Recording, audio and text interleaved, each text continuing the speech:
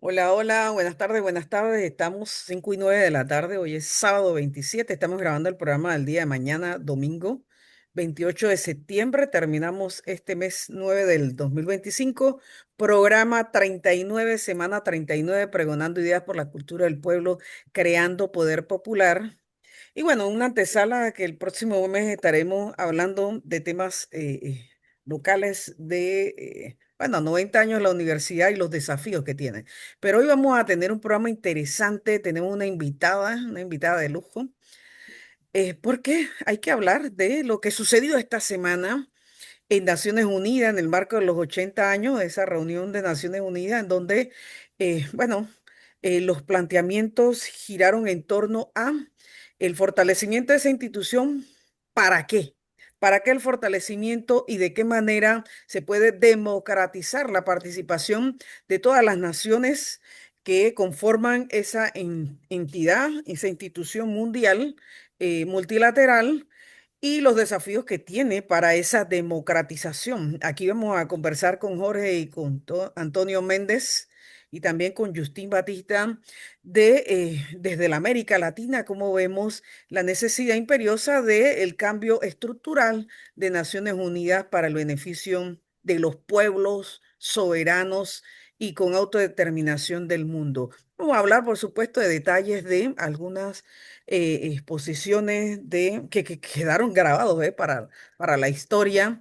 Y también vamos a hablar, por supuesto, de esa postura humana, racional y unitaria de todos los pueblos del mundo en Naciones Unidas y fuera de Naciones Unidas, de la defensa del Estado de Palestina, la creación, el reconocimiento del Estado palestino en Naciones Unidas y por supuesto de la liberación, es decir, Palestina libre, el cese al genocidio que está llevando Israel, Estados Unidos y Occidente en el territorio palestino. Así que bienvenidos y bienvenidas.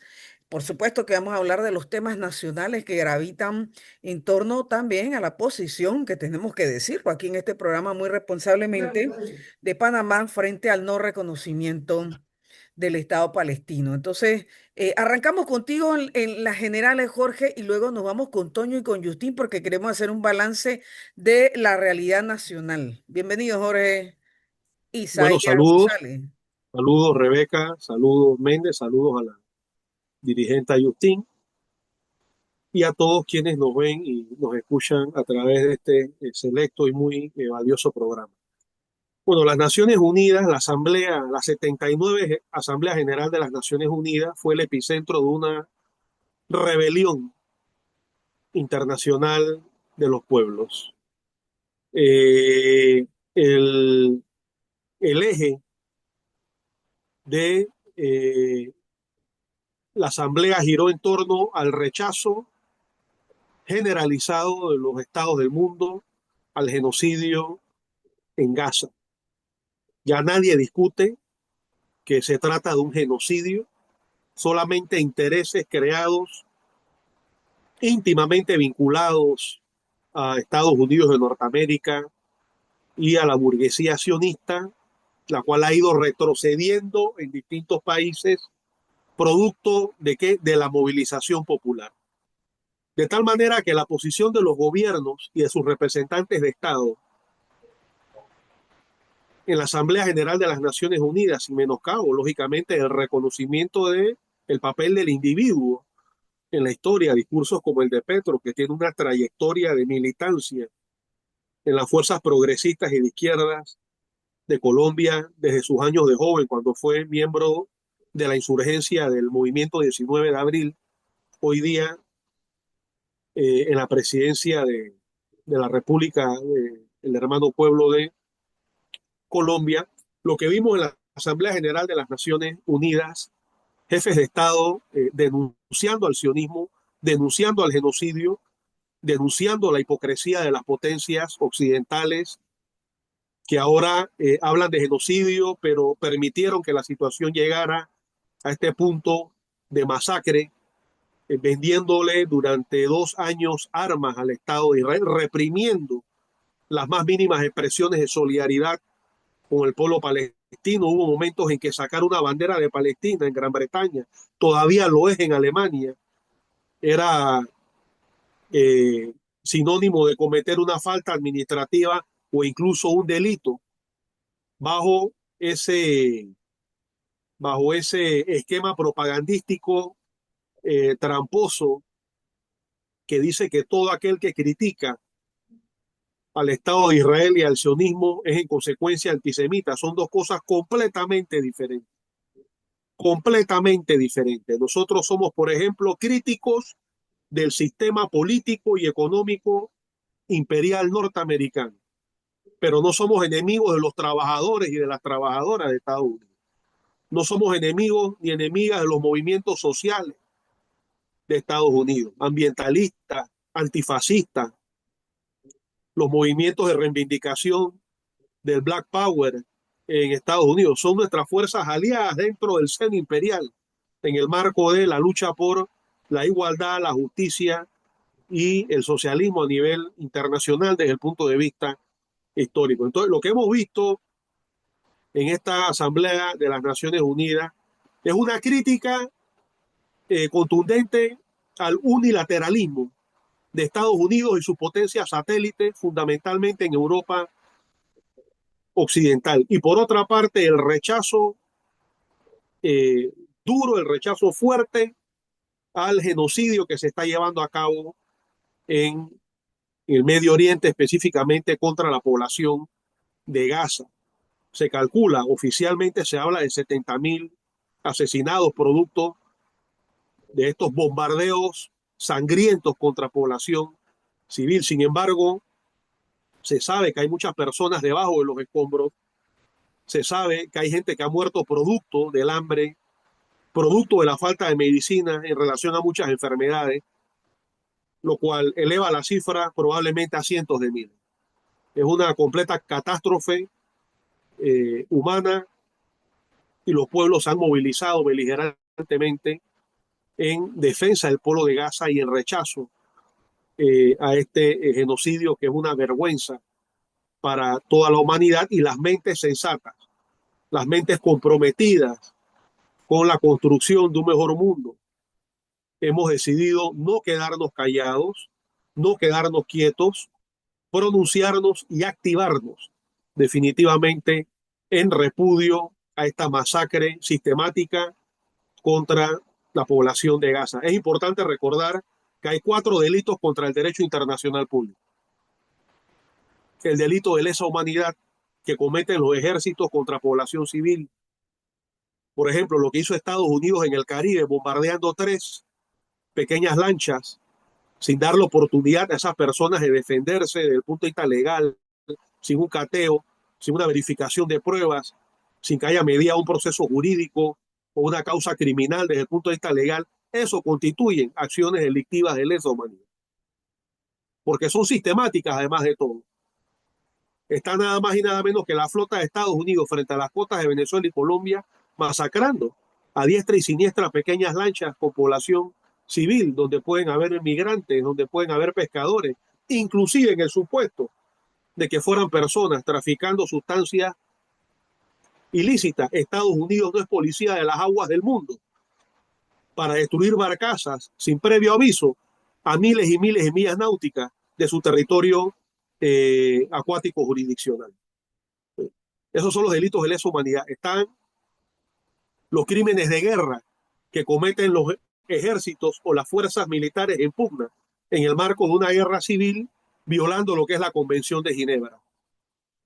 Está el delito de agresión, cuando un Estado, a través de fuerzas indirectas paramilitares o a través de fuerzas convencionales, genera una situación de ataque contra un país soberano sin el aval del derecho internacional público, es decir, sin el aval de las Naciones Unidas, específicamente el Consejo de Seguridad. Y está el delito de genocidio, que es lo que estamos viendo actualmente en Gaza, que es la eliminación sistemática, industrializada, metódica, permanente de un grupo humano por razones de su condición étnica, religiosa, género, o ideas políticas o diferencias de carácter cultural. Entonces, definitivamente que esto que estamos viendo es un crimen bárbaro contra el derecho internacional público y nos identificamos plenamente en las palabras del presidente Gustavo Petro, que hizo una disertación maravillosa en representación de las fuerzas sociales de América Latina y me atrevo a decir que del mundo cuando denunció el hegemonismo norteamericano, las agresiones de Estados Unidos contra los procesos sociales e independentistas, soberanistas de América Latina, se solidarizó con el pueblo de Venezuela en repudio a la agresión militar del imperio norteamericano frente a sus costas, exigió la apertura de una causa criminal legal en contra del presidente Donald Trump, se pronunció por un mundo de paz y rechazó beligerantemente el genocidio en Gaza, llamando a que las Naciones Unidas desarrolle un poder coactivo para impedir que el Estado sionista y proimperialista de Israel siga masacrando y misericordiamente a la población palestina de Gaza.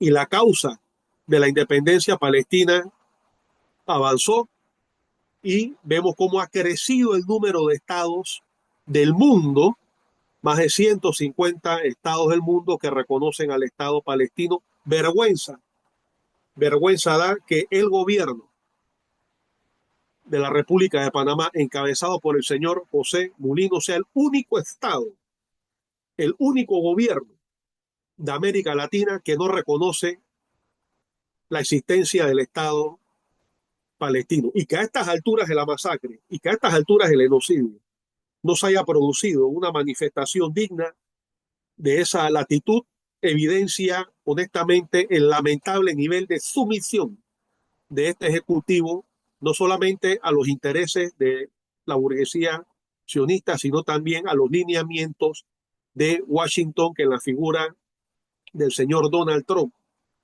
ha amenazado a nuestro país con una invasión y una ocupación militar, lo cual merecía y merece de todo gobierno nacional, de todo gobierno panameño, una posición de contundencia en la defensa de nuestra constitución, de nuestra independencia y de nuestra soberanía nacional.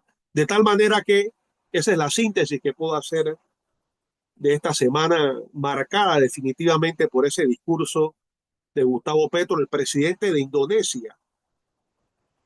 Señaló que estaba dispuesto a enviar una fuerza de 20.000 soldados de Indonesia para garantizar la paz en Gaza.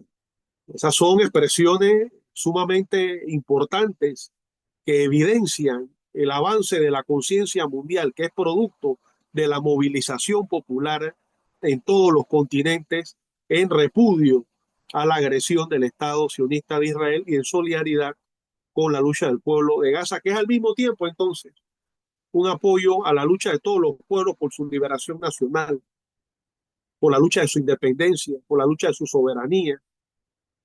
Creo que es importante también definitivamente señalar las movilizaciones que han habido en Puerto Rico, denunciando la postura genuflexa de la gobernación colonial de Puerto Rico que manifestó su apoyo a la presencia agresora de fuerzas navales norteamericanas en el Caribe Menor en una clara posición de amenaza a la soberanía y a la independencia de la hermana República de Venezuela, Rebeca. Yo pienso que no Sí, podíamos empezar este programa si no era definitivamente haciendo alusión a ese importante acontecimiento que ha sido esta 79 Asamblea General de las Naciones Unidas, reunión que sigue a lo que ya vimos que sucedió en China con el sí. encuentro importante de cara al mundo multilateral de diferentes estados del mundo reunidos en Beijing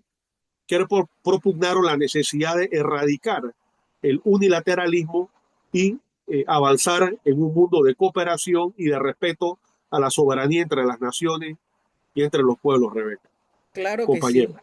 Y qué bueno que terminaste con ese elemento que fue una antesala a esta reunión de Naciones Unidas que se dio allá en China y que marcó en definitiva, Jorge, como tú lo acabas de decir, una nueva postura mundial frente a la necesidad imperiosa de que esa institución denominada Naciones Unidas se democratice y que correcto. las decisiones que se tomen en la Asamblea General sean definitivas. Lo que plantea, sin duda alguna, allí lo dijeron no solamente Petro, sino otros mandatarios, otros representantes de países que la existencia del Consejo de Seguridad ya no es posible, no es viable en este mundo de multilateralidad que nos estamos planteando. Un veto no puede, en definitiva, marcar un orden contrario a lo que la mayoría de las naciones deciden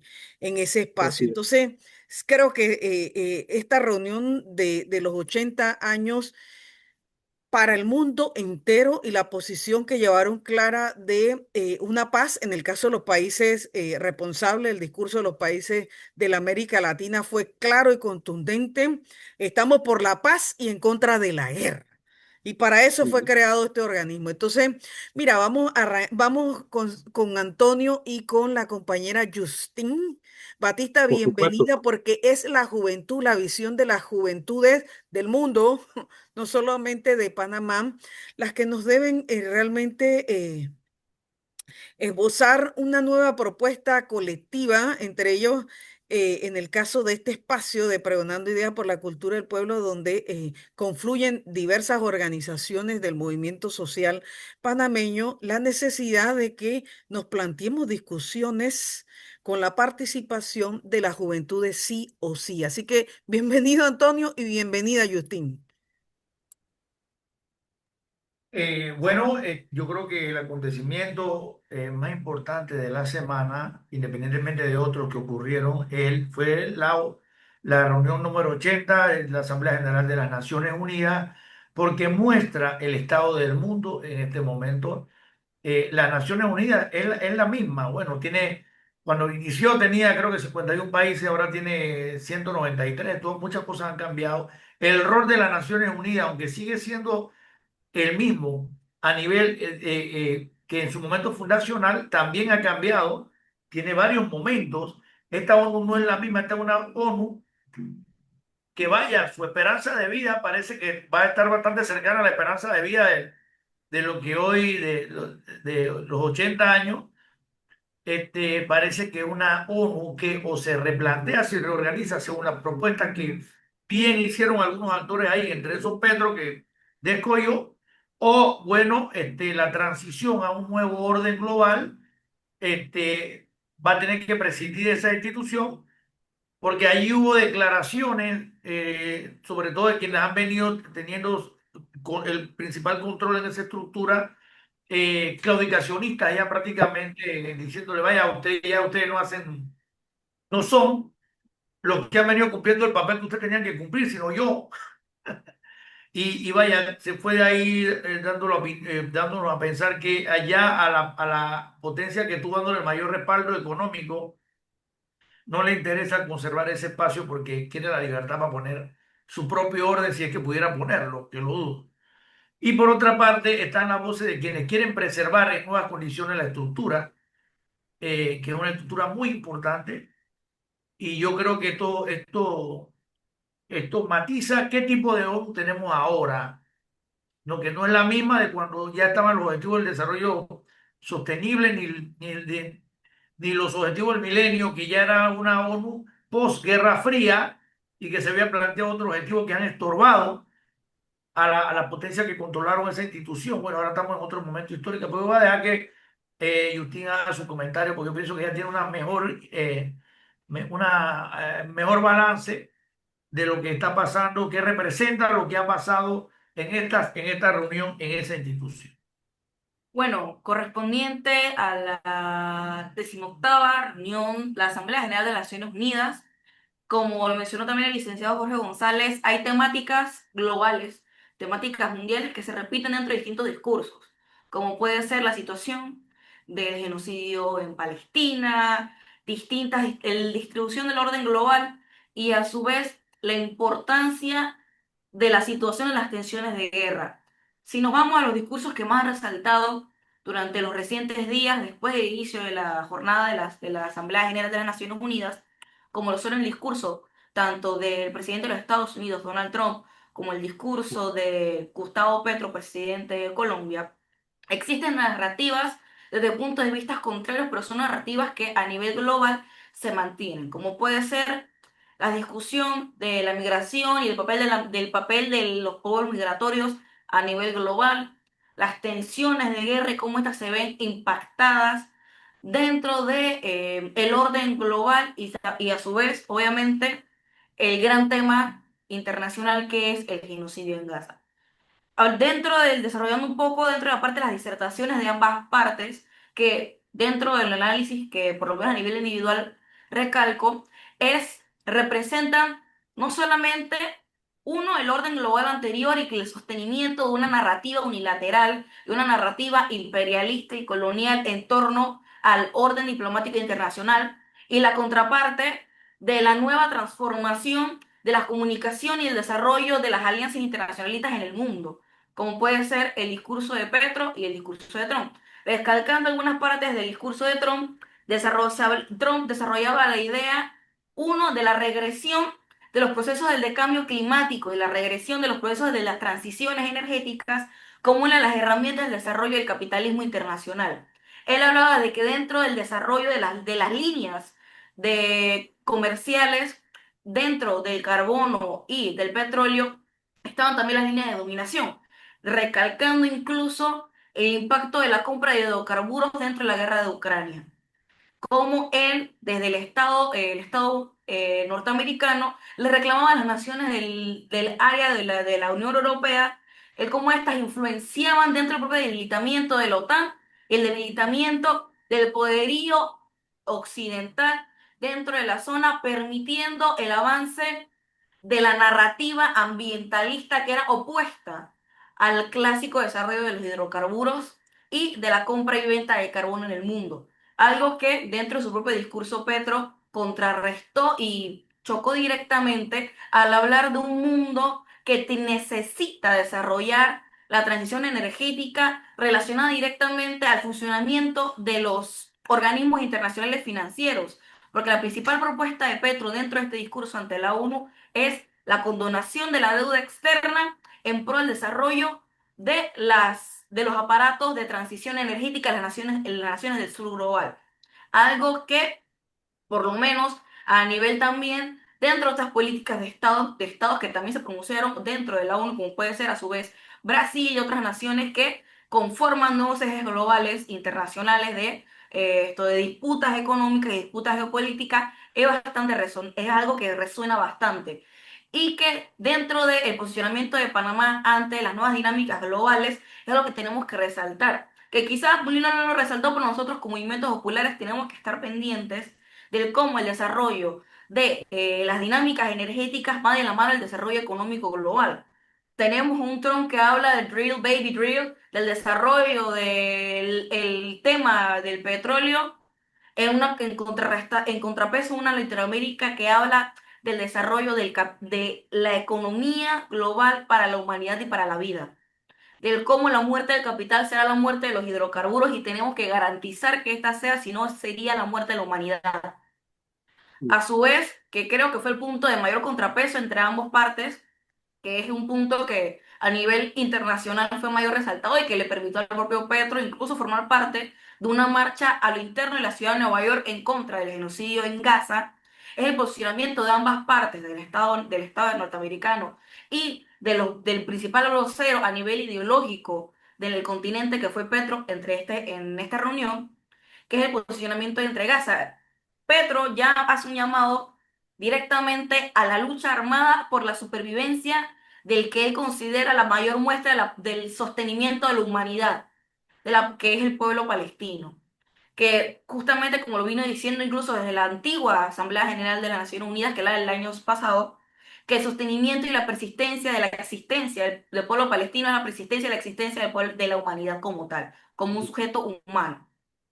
En virtud de esto, no solamente llama a la creación de un ejército internacional para la salvación del pueblo palestino y por consiguiente la salvación de la humanidad, sino que también habla del propio papel que generan las Naciones Unidas dentro de este conflicto. Habla de que sí, en efecto, las Naciones Unidas han quedado cortas y que han sido un cómplice mudo y sordo ante el clamor del propio pueblo palestino y de los pueblos del mundo a una acción directa internacional. Dentro de esto, Petro no solamente habla también del papel de las Naciones Unidas, sino del papel del propio Estado-Nación, proponiendo que las Naciones Unidas transicionen a una nueva realidad donde el Estado-Nación deje de ser el sujeto principal de las Naciones Unidas y que pasen a ser más orientadas a lo que sería una cumbre de pueblos de la humanidad dentro, respetando de sus pluralidades, sus multiculturalidades y a su vez sus posicionamientos internacionales. En contrapeso a lo que mencionaba Donald Trump, que es justamente continuar la continuación de la unilateralidad, eliminando y discriminando el posicionamiento de las Naciones Unidas, que sí, ambos la juzgan, sin embargo, desde puntos de vista completamente distintos. Trump adjudicándose a sí mismo a nivel egocentrista la supuesta control de 7 guerras en menos de 8 meses, que según él, lo respaldan para ser candidato a un Nobel de la Paz, cuando en realidad el posicionamiento de Estados Unidos en correlación a las Naciones Unidas ha sido un posicionamiento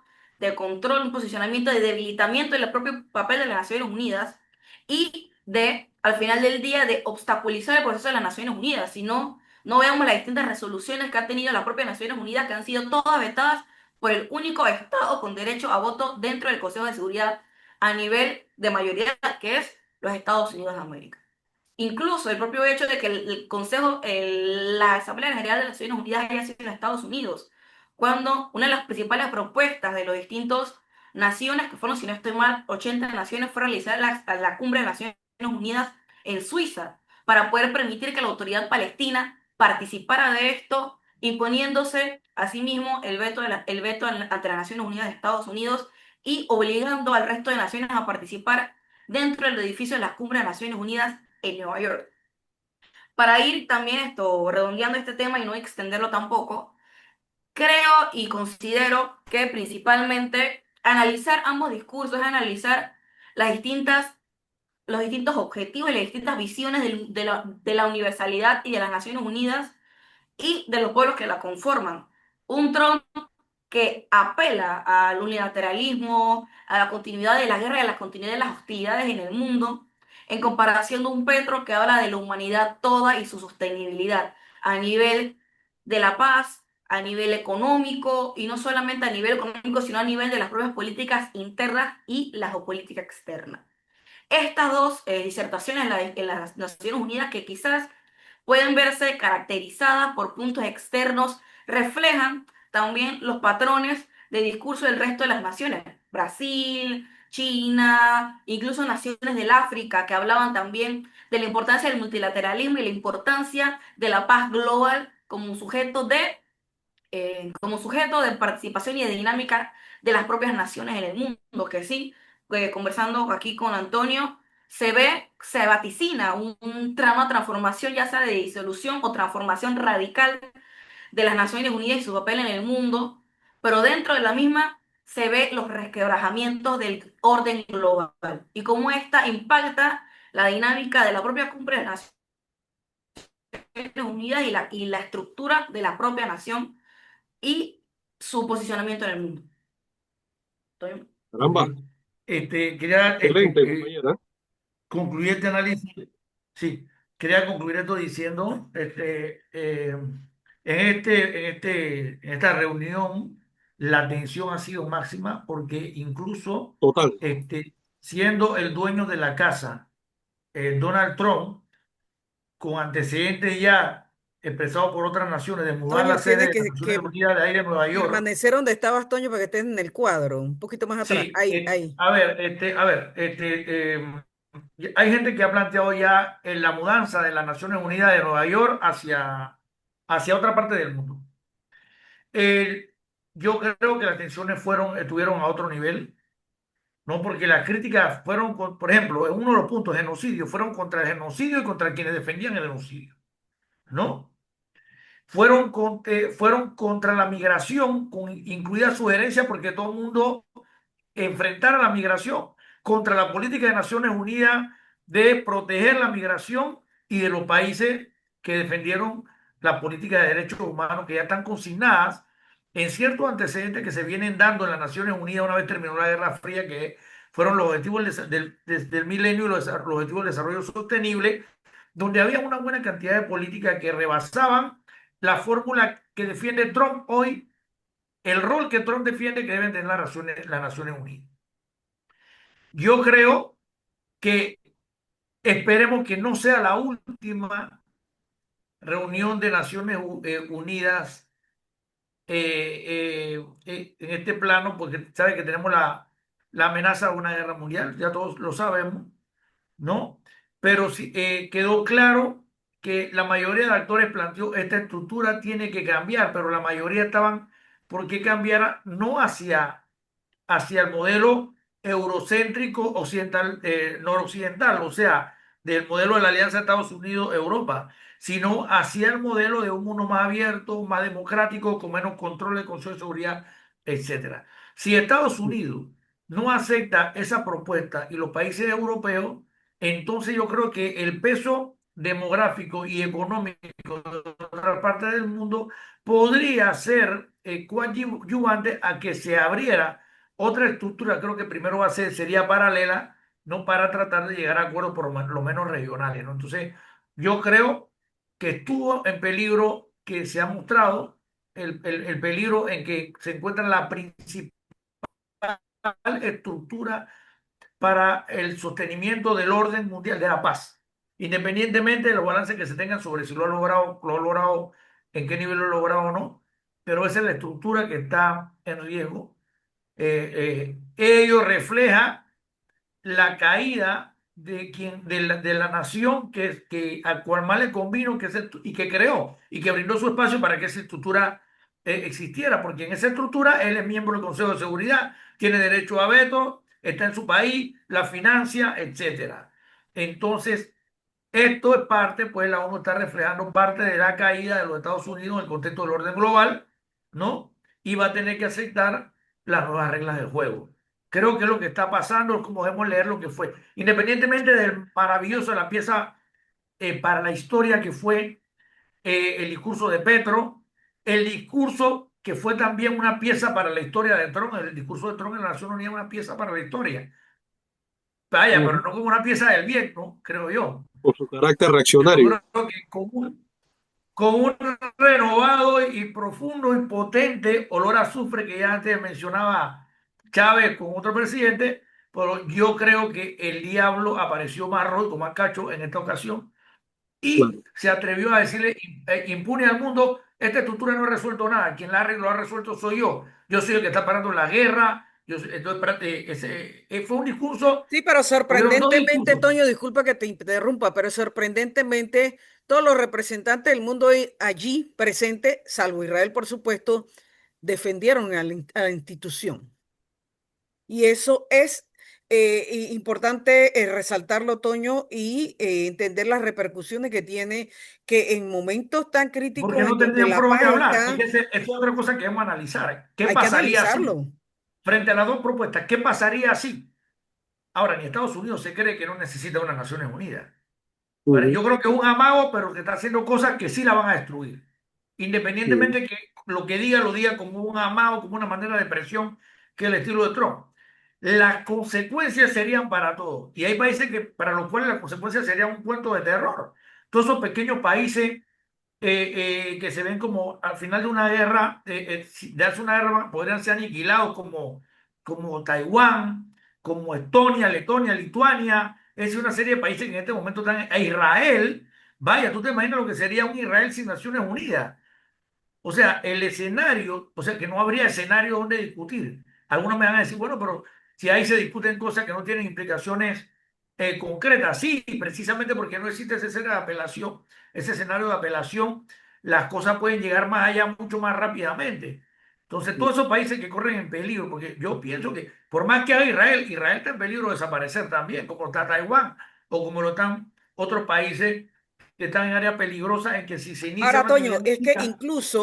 incluso los históricos aliados de Estados Unidos allí, por ejemplo, Francia, que tenemos que decirlo en este programa, en el en el escenario de Naciones Unidas. Algunas potencias occidentales lo hicieron previo a la reunión, pero Francia sí sí dio el reconocimiento a Palestina en el seno de la reunión de Naciones Unidas. Y Bueno, eso va en bueno, pero es que contracultura. ese reconocimiento de eso no es por gusto, ese es reconocimiento de que si este escenario no sirve para resolver eso, Exacto, este escenario tiene que ser bajar la cortina, apagar la luz, cerrar la puerta y botar la llave.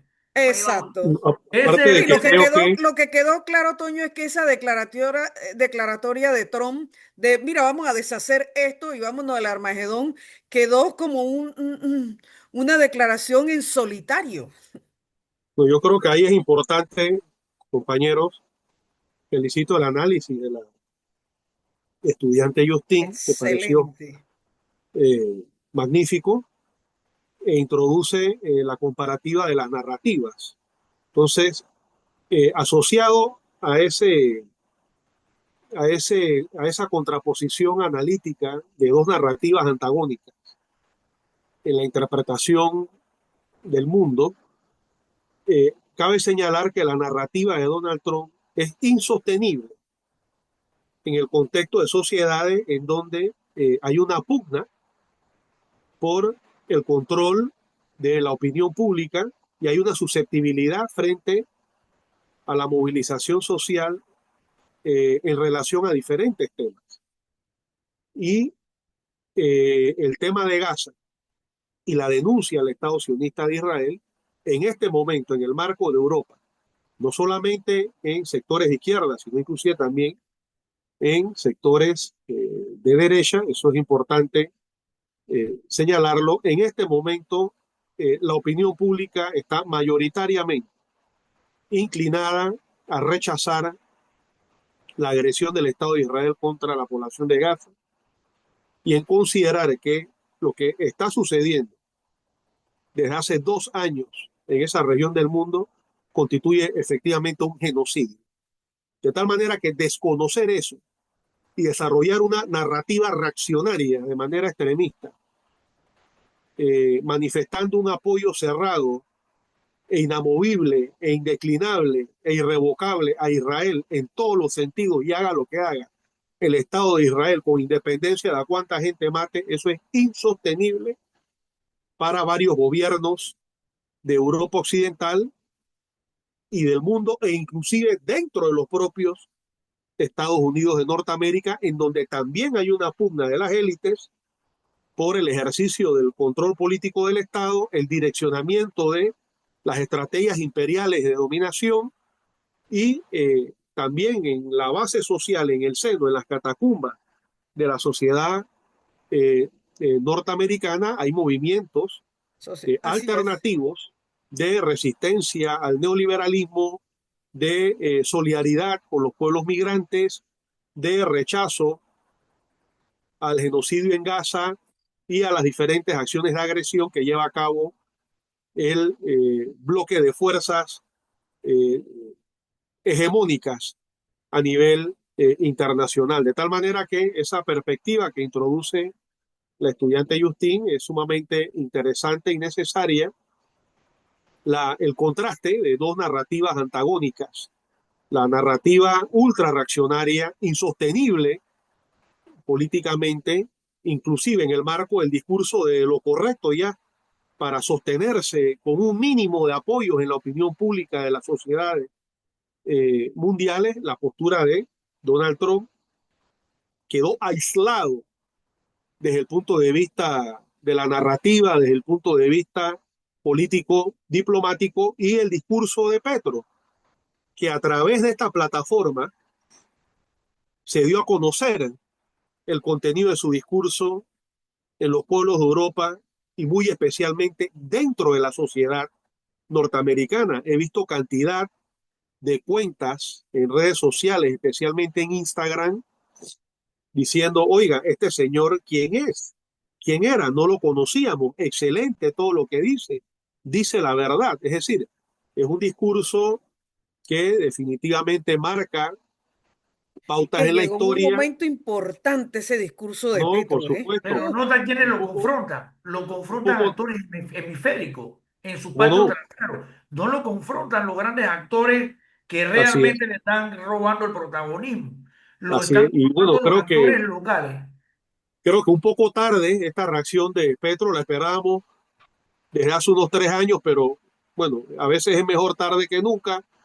Y creo que frente al papel que cumplió López Obrador, que ha venido cumpliendo Claudia Sheinbaum también, en esta situación de agresión frente a las costas de no solo de Venezuela, sino también de Colombia, porque esa flota allí es un mensaje de agresión contra Venezuela, contra toda América Latina. Y fíjense, tendríamos que entrar a analizar también el discurso de nuestro presidente, ¿no?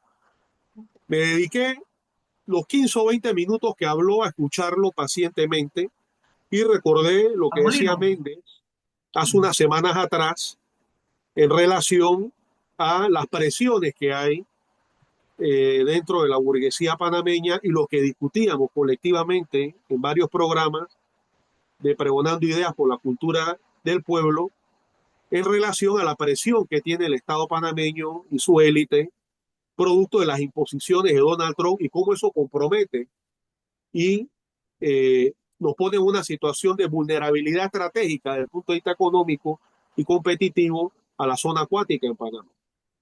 Y me llamó la atención que por una parte las contradicciones del discurso del señor Mulino cerró hablando del narcotráfico. Bien, me parece que ahí fue un guiño a la política de Trump en la región, contextualizando el narcotráfico como el gran problema de América Latina eh, y del mundo. Y, espera, Habló y de Río también hizo Indio, guiño al tema migratorio. Ojo. bueno, allá vamos, habló de Río Indio, o sea, lo justificó a nivel internacional, es decir, el modelo canalero que sacrifica el resto de las fuerzas productivas de nuestro país. Eso por un lado. Por otra parte, creo que se ha visto la obligación de tener que desarrollar una narrativa en donde reitera que el canal es de Panamá y será de los panameños. ¿A qué se debe eso? ¿A qué se debe el hecho de que haya estado últimamente visitando Brasil, reuniéndose con Lula, yendo a Japón? Porque la élite panameña necesita también demostrar que el país no está entregado absolutamente a los intereses de Estados Unidos. Eso afecta sensitivamente el concepto de seguridad jurídica para las inversiones. Nadie se va a atrever a invertir en Panamá si a Donald Trump entonces se le ocurre decidir quién puede o quién no puede establecer capitales en nuestro país. Y esa presión se vio reflejada en las contradicciones eclécticas del discurso del presidente Molino, inclusive. Exactamente, esa es una Sí. ¿No? excelente observación. Tanto Mencionó habló, en varias ocasiones Méndez Justín sí, Ujú. la palabra multilateralismo. Inclusive cuando habló del Creo que lo usó unilateralismo, muchísimas veces. cuando habló del unilateralismo le tembló la lengua. exacto, Eh, sí, ahí tartamudeó porque Él no definitivamente cree en que, eso, exacto. pero se ve obligado en el contexto Así y más es. frente a la posición de Panamá como Estado, ¿eh? Frente al tema de Palestina, porque en el pueblo tenemos otra posición, pero en el Estado hay una posición genuflexa al imperialismo sionista norteamericano. Eso lo lleva entonces a tratar de proyectar la imagen de un gobierno que está abierto al mundo entero, que está abierto a la tendencia multilateral. No, y porque tiene Habló que del buscar una peligro, especie de neutralidad, ¿eh? Con habló bueno, el del ahí tema de está las peligro el de documento que inversiones. tenemos el Estado profundo. Tiene que habló quedar Toño, bien con los Estados Unidos y con el resto del mundo. Exactamente eso es lo que claro, refleja el discurso que El tú estás discurso. habló del peligro de las guerras, productos de medidas, y ahí vino el tartamudeo, unilaterales. Correcto. Exacto. Eso, en el contexto de la Asamblea de las Naciones Unidas y de la geopolítica y del análisis internacional, es una crítica definitivamente a Estados Unidos. A los 2 días vino la respuesta. El Sí, Congreso de Estados Unidos, una reunión para discutir los avances de China en Panamá. O sea en que Panamá, sí. nuevamente Panamá Bueno, es digamos que es el epicentro de la propaganda ultraderechista norteamericana, buscando un punto en el cual puedan hacerse fuertes y seguir proyectando, ¿no? Como decía Justin, esa narrativa de la superpotencia, lo que en su momento tuvo que hacer Reagan en 1983, recordarás Toño, Rebeca, invadiendo Grenada, inclusive lo que hizo en Panamá en 1989 también, que a todas luces fue una acción militar completamente desproporcionada y abusiva. 40.000 soldados preparados para el combate contra una fuerza policíaca de 13.000 soldados, de los cuales máximo 2.000 eran fuerzas de combate, el batallón 2000 y algunas unidades, y todo el poder aéreo que se utilizó para masacrar al pueblo de Chorrillo y lograr los objetivos de la mal llamada operación Causa Justa. Bueno, pareciera que en este ¿Y el momento discurso del Congreso nuevamente, Anfictiónico, qué te pareció? dígame, El discurso del Congreso Anfictiónico. bueno, Lo yo mencionó, pienso lo mencionó. que, Bueno, pero es que yo pienso, justamente eso del Congreso Anfictiónico, como otros elementos que estaban en el discurso, que es evidente que esta vez no, no pasó por la Embajada de los Estados Unidos ese discurso porque no estaba alineado con el de están bajo Trump en lo presión, absoluto, no pasó están esta bajo vez. presión. Lo cierto es que, Toño, todos y cada uno de los elementos que parecían disparados, y en eso coincido contigo, Ore, un discurso, digamos que no estaba articulado. Ambivalente.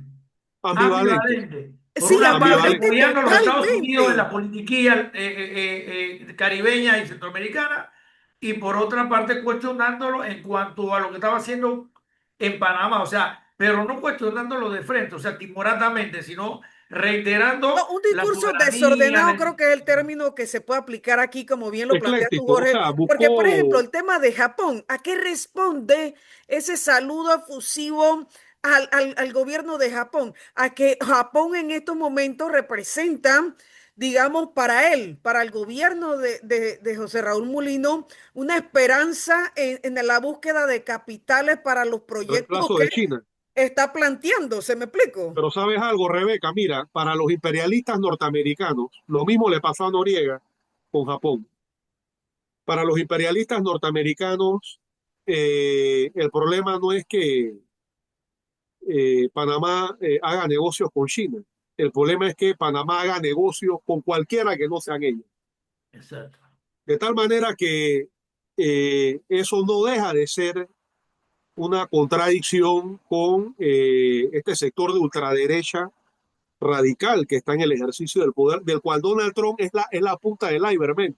Justin, Rebeca, es la punta del iceberg. Pero hacia abajo del iceberg hay todo un conglomerado de posiciones, intereses e ideologías ultra reaccionarias.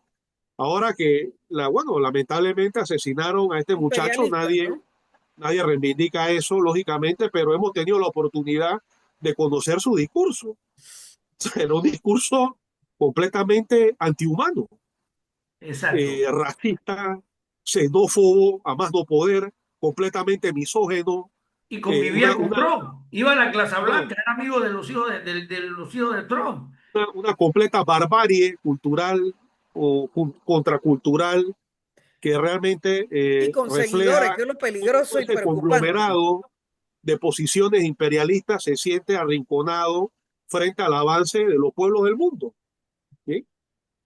Culturas ancestrales que por un impasse a partir de su, digamos, desfase en el proceso de industrialización y relaciones sociales de producción y fuerzas productivas, fueron objeto de invasiones colonialistas, como la India, como la China, eh, la propia Rusia, inclusive hasta pueblos de América Latina en una situación de dependencia, hemos ido eh, articulando una posición de defensa de un mundo multilateral en donde reemplacemos los consensos, entre comillas, unilaterales impuestos por Washington y sus élites amanuenses en, en reemplazo de lo que es un mundo basado en la cooperación, el intercambio. No hablamos de la panacea, sin duda alguna.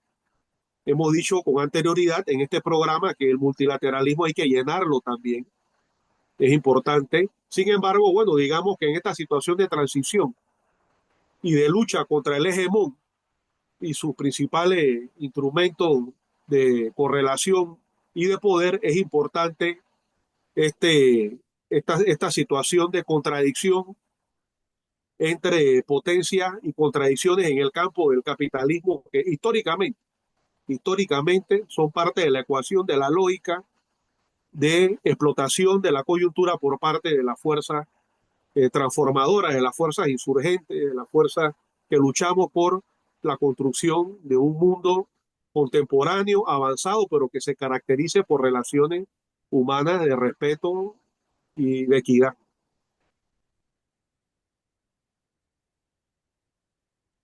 Toño, en los Bueno, minutos yo finales. creo que por lo menos, yo creo que por lo menos tenemos que analizar, y qué bueno qué bueno.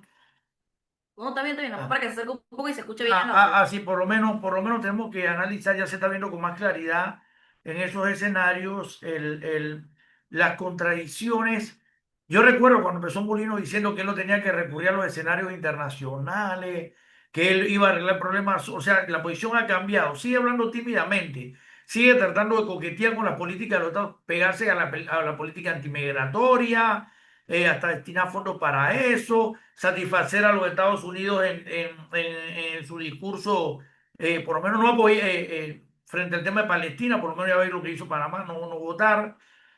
Aquí rehabilitándole la estructura esa que era la de Quarry Hate, bueno, pero eso ya no se vio allá, pero por lo menos se ve que en el otro plano empieza a tener que manifestarse. Y yo estoy seguro que esa política va a tener que ir increciendo. Esa política, eso va a tener, mira, ellos van a terminar confrontados frontalmente con los Estados Unidos. Oye, lo que te digo el día, bueno, yo creo que ya yo he avanzado hipótesis, y no porque sean los más patriotas, porque en la política de ellos, que ya la mostramos en el documento este de los intereses, conflicto entre los intereses geopolíticos de los Estados Unidos y los intereses del Estado profundo, ahí parece con claridad que la conclusión de ellos por lo pronto es navegar en las dos aguas. No, pero O mira que es que sea, están pidiendo dinero prestado, Toño, para tratar de solventar los bueno, temas internos. ese es un punto que quiero agregar. El gobierno está fracasando totalmente en su política de conseguir fondos. Y eso arruina el proyecto de Río Indio para el que está tratando de buscar socios, o sea, socio del canal, eso es grave. Sí, allá El- fue a buscar eso en el discurso. y mientras no logren, que no ha pasado, mientras no logren que las calificadoras mantienen las calificaciones esta vez con perspectiva negativa, estable con perspectiva negativa, mientras no logre eso, no logren eso, la gente no va a venir a pedir plata prestada para invertir en Panamá porque le va a salir mucho más cara. Y en ese sentido, el gobierno se hunde profundamente. A ver, lo quiero explicar. He estado revisando el tema de las calificadoras y la tendencia, etcétera. El gobierno, por el contrario, a ver, no ha mejorado y por lo tanto las tasas de interés no van a mejorar. Van a seguir vendiendo préstamos caros a Panamá. Y si venden préstamos caros a Panamá, simplemente la gente no invierte. Primero. Segundo, he encontrado una contradicción que estoy por avalar entre, entre lo que se está diciendo que no se ha cobrado en impuestos. Se está diciendo que el país ha dejado de cobrar 322 millones de dólares en impuestos en el primer semestre. Y por lo tanto vamos mal, porque eso es lo que va a fundamentar el presupuesto del sector público, la construcción.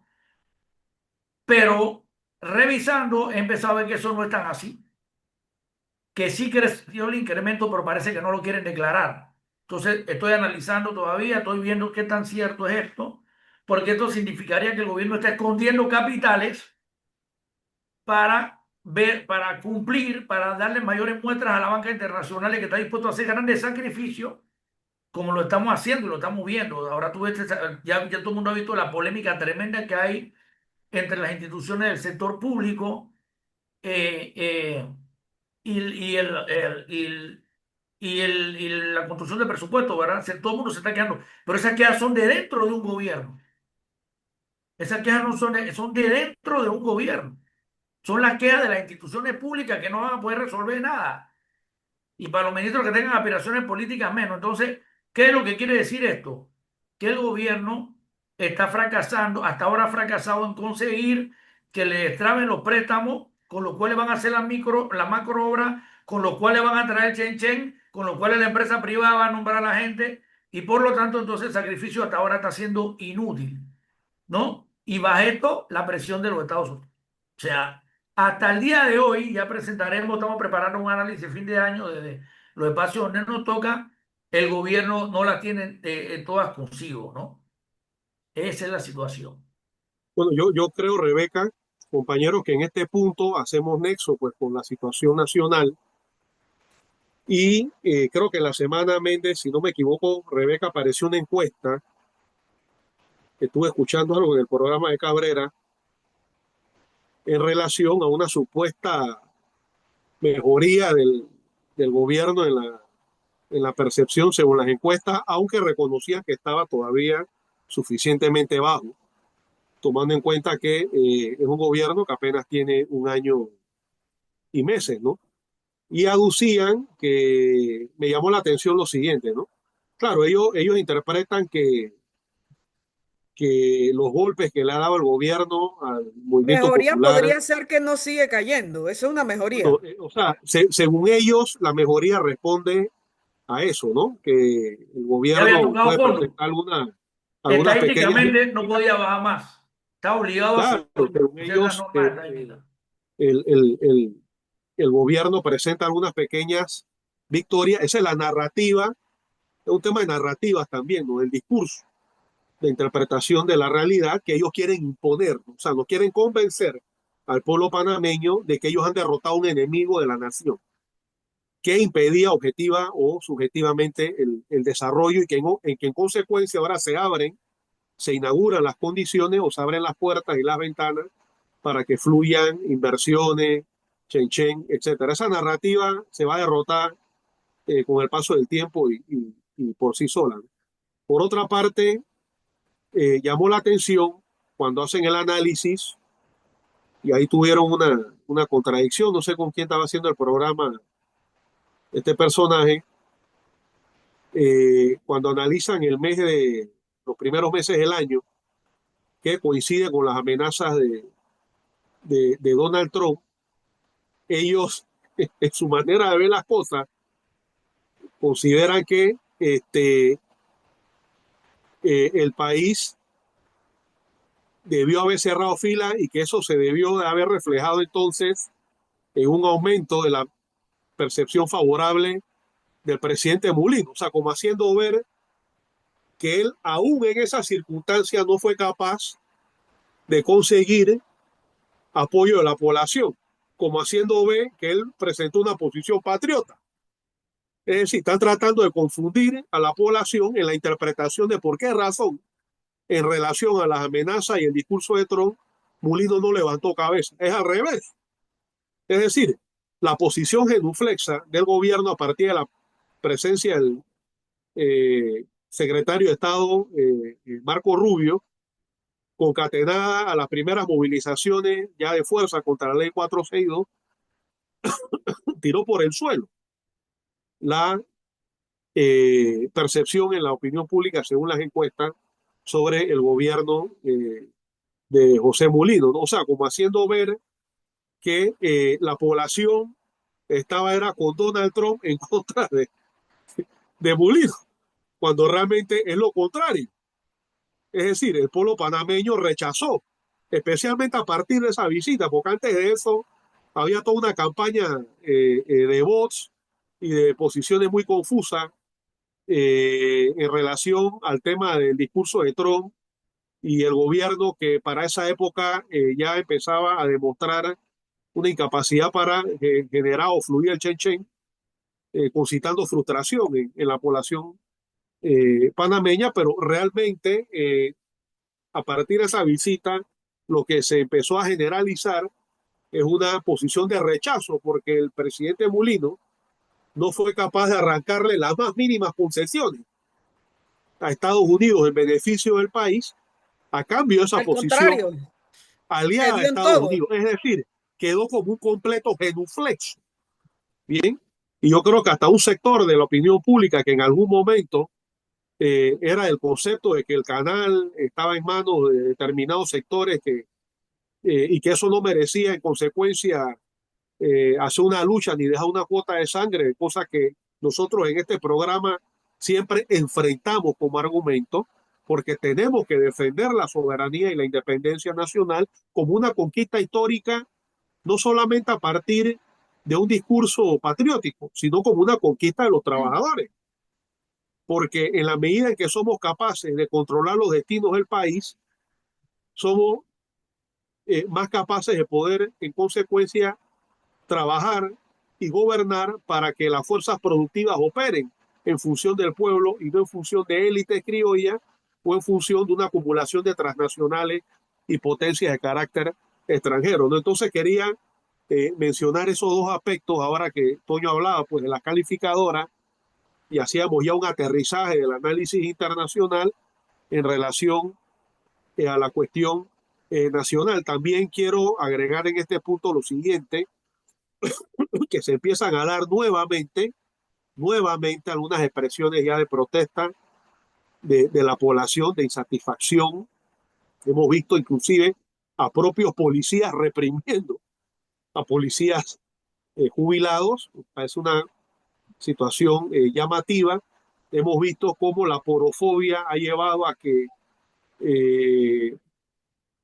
la alcaldía de Panamá haya desatado una campaña de represión y persecución contra el trabajo informal panameño que se buscan la forma de poder llevarle el pan a sus hogares, que inclusive le facilita las cosas al panameño de a pie. Muchas personas que caminan, que usan el metro, nada más tienen chance de agarrar el metro y de agarrar un transporte para luego agarrar otro transporte y llegar a sus hogares para el día siguiente hacer lo Lo mismo en mismo. sentido inverso, llegar al trabajo y repetir el mismo ciclo. Y esos puestos de bodería en los alrededores del metro le permitían a cientos de miles de panameños comprar cositas de manera rápida antes de tener que llegar Sí, a porque sus no tienen hogares tiempo. y le permitían a varias familias poder resolver el problema del pan. Mira, ayer yo estuve en el área de San Miguelito de la Gran Estación y pude ver la barrería que hicieron sin, en algunos casos, hacer ningún tipo de notificación a estos panameños que se dedican a la economía de subsistencia. Y en horas de la noche vi a un muchacho que estaba con una carretilla en las afueras de un supermercado muy grande, una, una, una marca muy, una empresa muy famosa de supermercado, con pibar. Y el policía sale, policía privado, ¿no? Y el muchacho hace su defensa y se empezó a aglutinar un grupo de gente. Esto que sucedió ayer en horas de la tarde o de la mañana en San Miguelito, en la Gran Estación, lo pudo ver mucha población en redes sociales y se generó una pequeña multitud alrededor del muchacho vendiendo piba en una carretilla. De tal manera que el guardia tuvo que volver a entrar y no sé, bueno, qué habrá pasado después, pero, o sea, el muchacho buscando la manera de resolver y esa es la forma concreta, humana, en la cual se reflejan las estadísticas que a veces discutimos en frío, cuando decimos que el 60% de la población económicamente activa Está en por este cuenta país está propia. dedicada a la economía informal, que ha Así crecido es. en 1 o 2 puntos el desempleo. Entonces, ¿cómo, si no hay políticas de empleo, si desarrolla el gobierno una narrativa y una estrategia que en vez de ampliar la posibilidad de que Panamá Y se además están abra a nuevos aplicando la mercados? reducción del Estado, que también hay que, un día vamos a hablar de eso. Entonces, lo que hacemos es volver a los tiempos del colonialismo y nos negamos a la relación con China y con otras potencias y regiones del mundo. Eso se refleja entonces en las opciones de la economía y en el marco de un modelo como este eh, ¿Sí? se ve en la Esas calle realidades van a la ampliar las situación de contradicciones, necesidad, Jorge. o no, Esas la situación realidades de son las que van a necesidad, la ampliar. gente que fue expulsada en el Marañón, muchas familias panameñas que se dedicaban a, inclusive, con esto cierro, Méndez, para que de tu opinión, se permitían hasta un tema de seguridad, porque esas zonas por lo general son 24/7 y la presencia de varios puestos de Claro. venta permitía que hubieran focos, Movimiento, hubiera claro. gente, hubiera movimiento. Ahora esas zonas son boca de lobo, completamente apagadas, después de las 11, de las 12 de la noche, no hay policías. Entonces, estas son medidas completamente inconsecuentes a la realidad que vive Aporofobia, como el bien lo pueblo dices tú, panameño, comunidades protestando por agua, y bueno, vimos en la universidad el movimiento estudiantil correcto. también protestando después de la intensa represión que vivió el país, nuevamente levantando pues su voz crítica, denunciando el tema de Río Indio, denunciando la intención de abrir la mina pese a un fallo de inconstitucionalidad que no solamente habla del contrato, habla de la Exacto. actividad. Bien, eh, bueno, solidarizándose con Gaza y denunciando que el Estado panameño es el único de América Latina en no reconocer al Estado palestino, y pienso que es un compromiso de nosotros en este programa, de la mano de la lucha patriótica y de la lucha social, hacer que el Estado panameño reconozca al Estado de Palestina. Sí.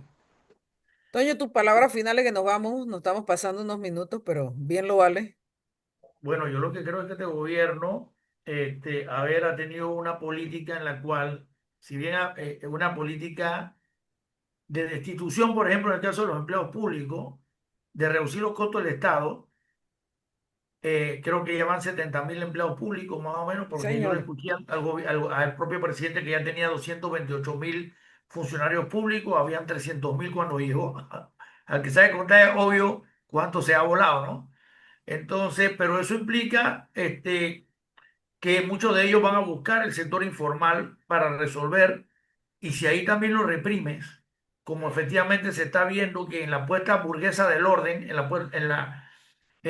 el orden burgués, sacan a gente al mercado y no se dan cuenta después por qué los indicadores de delincuencia han venido subiendo, ¿no? Como si no manejaran los criterios.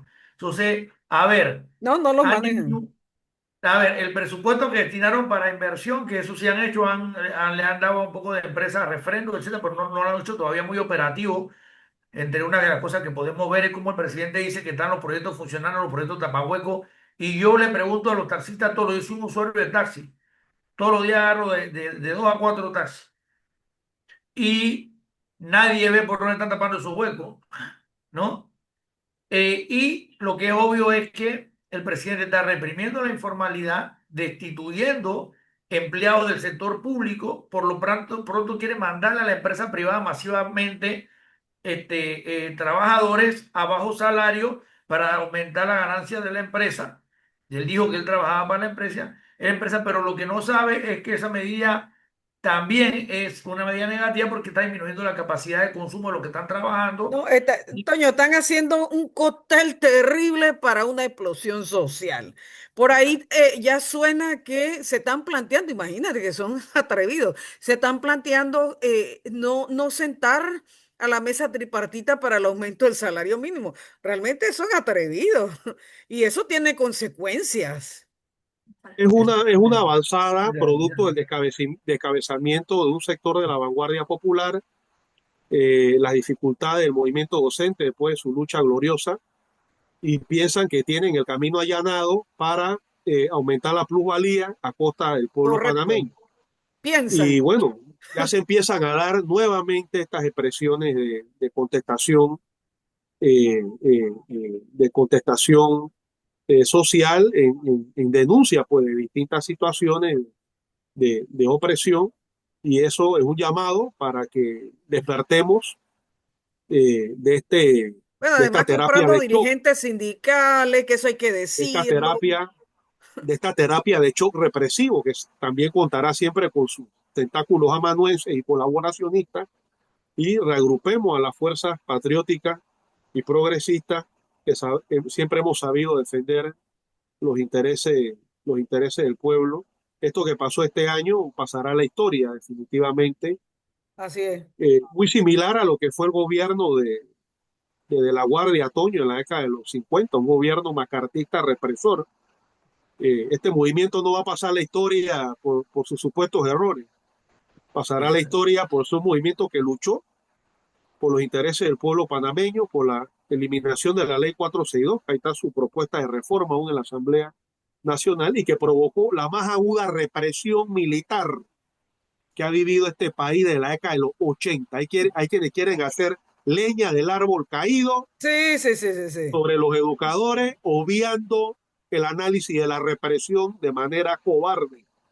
Eso no lo podemos permitir y personalmente asumo el compromiso de enfrentar ese tipo de narrativa que busca hacer ver que el pueblo panameño abandonó la lucha, obviando lo que fue la represión, solamente a través del sangramiento de la población.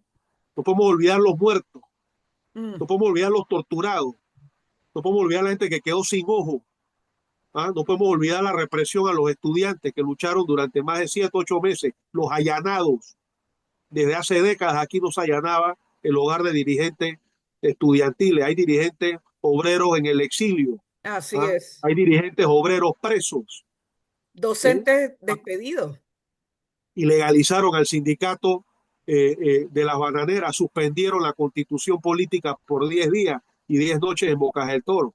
Un pie de fuerza que, cuidado, hubo hasta presencia de fuerzas militares extranjeras. ¿Cómo vamos a decir entonces que el pueblo panameño no luchó? Sencillamente que estamos colocados en una nueva situación, el pueblo vio y sabe ya entonces a qué nos atenemos en la defensa de nuestros intereses.